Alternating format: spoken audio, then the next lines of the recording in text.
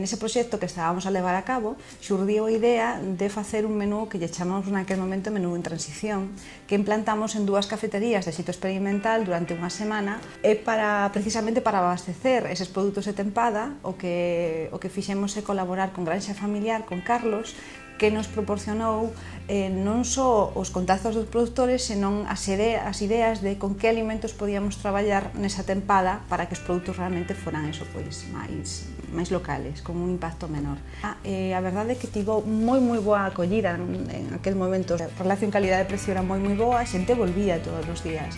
Intentouse implantar o menú para que seguira, xa non como proxecto piloto, sino como proxecto para o ano que ven, pero por problemas administrativos, moitas veces burocráticos, que son o que falamos sempre, non? O que frenan moitos proxectos.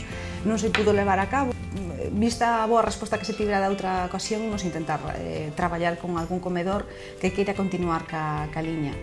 Entón, o que se trata é de que os produtores, porque isto basicamente arranca dos produtores, porque son eles que teñen esta responsabilidade, máis aló dos cociñeiros, que despois son eles tamén teñen a responsabilidade de adquirir estes produtos, porque sin eles tampouco sería posible, a xente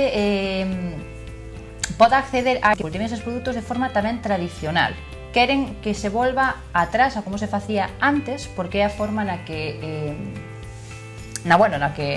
se leva facendo toda a vida, na que eles tamén eles lle ensinaron a facelo.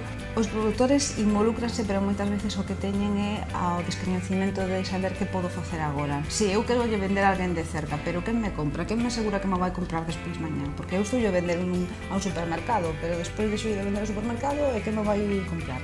Moitas veces o que falamos é da desconfianza e do descoñecemento da rede.